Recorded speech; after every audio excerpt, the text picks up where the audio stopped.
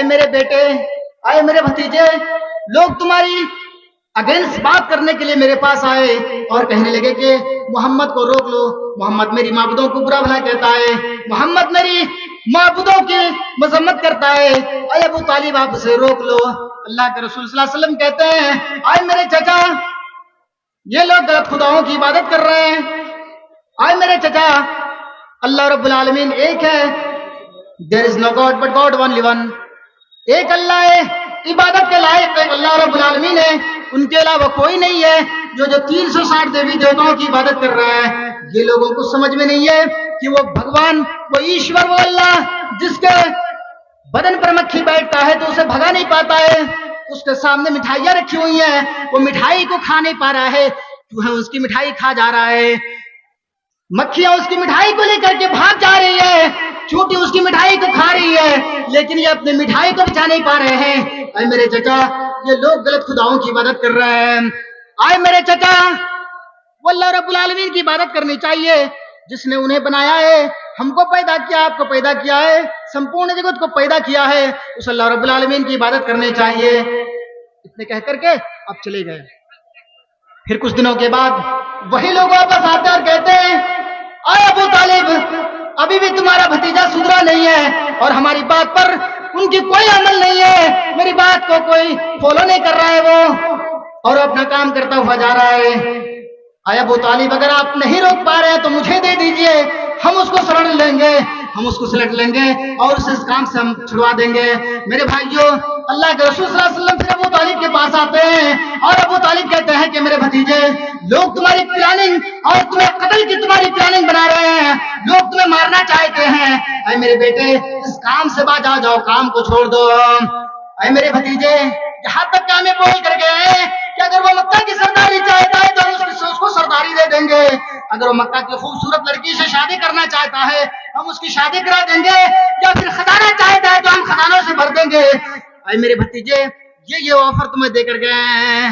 अल्लाह के रसूल सल्लल्लाहु अलैहि वसल्लम की आंखों में आंसू आ जाते हैं, आप ज़ारो क़ितार रोने लगते हैं और कहते हैं, अरे मेरे चचा, ये तो उनके हाथ में, ये तो पॉसिबल है, वो हमें दे सकता है, लेकिन अरे मेरे चचा, एक मेरी भी गुजारिश सुन लो, मेरी भी एक अपील सुन लो कि अगर ये कुफार मुशरिकीन, ये सारे लोग अगर सूरज ला करके मेरे दाएं हाथ पर रख दे, चांद को उखाड़ कर ला करके मेरी बाएं हाथ में रख दे, जो बिल्कुल ही पॉसिबल नहीं है, अगर वो ला सकता है और मेरे हाथ पर रख सकता है, ये तो मुमकिन है, ये तो पॉसिबल हो सकता है, लेकिन मैं इस्लाम की बातें लोगों तक ना पहुंचाऊं, ये बिल्कुल ही पॉसिबल नहीं हो सकता है। आए मेरे चचा, आप मेरी हिमायत करना ना चाहें तो छोड़ दीजिए, मेरी हिमायत ना करें, आप मुझे सपोर्ट नहीं करना चाहे तो छोड़ दीजिए, आपकी सपोर्ट की हमें कोई जरूरत नहीं है।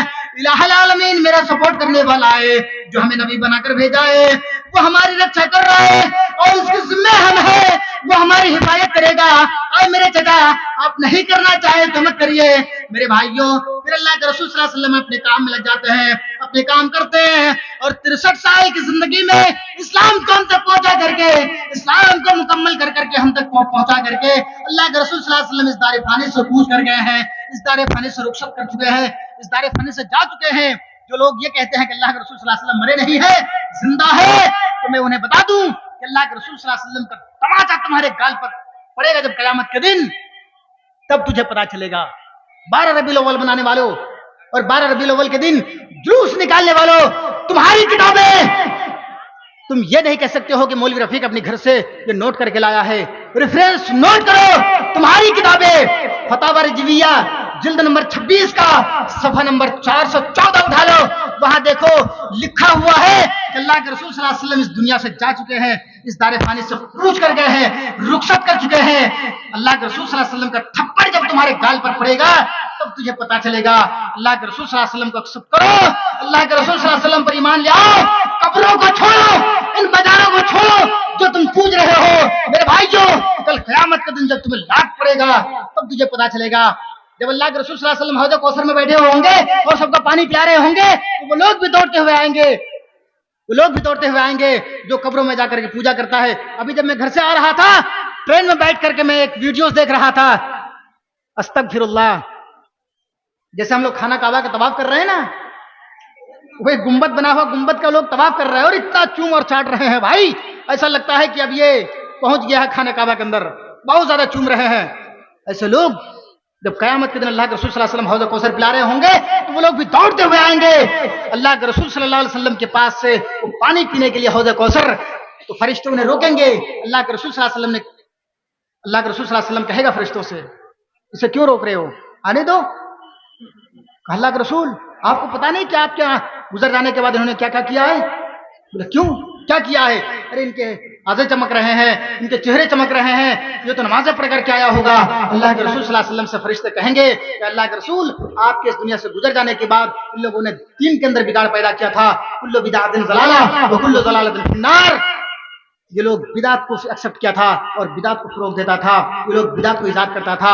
जब अल्लाह के रसूल सल्लल्लाहु अलैहि वसल्लम सुनेंगे तो अल्लाह के रसूल सल्लल्लाहु अलैहि वसल्लम कहेंगे सुहकन सुहकन लिमन गय्यर वादी, हटाओ इन्हें, लेके जाओ मेरे सामने से, इन्हें लात मार के जहन्नम के अंदर डाल दो।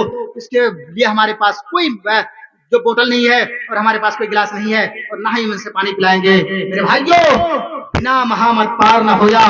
एक गैर मुस्लिम की किताबें, एक गैर मुस्लिम और गैर धर्म की किताबें ये कह रही है कि बिना महामत पार ना होया, जब तक मोहम्मद सल्लल्लाहु अलैहि वसल्लम को फॉलो नहीं करोगे निजात नहीं मिल सकती है, कामयाबी नहीं मिल सकती है और पैराडाइज नहीं मिल सकता है। अगर तुम्हें पैराडाइज चाहिए, जन्नत चाहिए तो अल्लाह के रसूल सल्लल्लाहु अलैहि वसल्लम को एक्सेप्ट करो। अल्लाह के रसूल सल्लल्लाहु अलैहि वसल्लम के बताए हुए तरीके पर इहदिना सिरातल मुस्तकीम, नए से पत्थर आसमान के ऊपर चलो, तब जाकर के तुम्हें कामयाबी मिलेगी। मेरे भाइयों, बताने की बातें और बहुत सारी हैं और मैं इतनी वेदें और पढ़ता कि आपको बताता मैं कि वेदों के अंदर, गुरु ग्रंथ के अंदर और बाइबल के अंदर और धम्पत के अंदर और बहुत सारी किताबों के अंदर जनाब मोहम्मद रसूलुल्लाह सल्लल्लाहु अलैहि वसल्लम का एक एक में रेफरेंस देता। उतनी लंबी बातें करने का टाइम तो है ही नहीं है। एक एक रेफरेंस देता बाइबल के अंदर, गुरु ग्रंथ के अंदर, धम्पत के अंदर और बहुत सारी किताबों के अंदर अल्लाह के रसूल सल्लल्लाहु अलैहि वसल्लम की पेशीन गोइयां मौजूद है। लेकिन वक्त हमें इजाजत नहीं देता है क्योंकि मेरे बाद बहुत सारे मुकर्रिर हैं, वो भी आएंगे और आपको अपनी कीमती पंदोरा साइज से महसूस करेंगे। मेरे भाइयों, मैं इतनी ही बातों पर अपनी बात को खत्म करता हूं और ये दुआ करता हूं अल्लाह रब्बुल आलमीन से कि मौला करीम हमें इस्लाम पर चलने वाला बना। मौला करीम जो इस्लाम से दूर है, अल्लाह रब्बुल आलमीन इस्लाम के करीब आने की तौफीक अता फरमा। मौला करीम जब तक हम लोग जिंदा हैं तो इस्लाम, ईमान और तेरे हबीब जनाब मोहम्मद रसूलुल्लाह सल्लल्लाहु अलैहि वसल्लम के ऊपर कायम और दायम फरमा। जब हमारा खात्मा ईमान बिल खैर हो, आमीन। व आखिर दावाना अल्हम्दुलिल्लाहि रब्बिल आलमीन।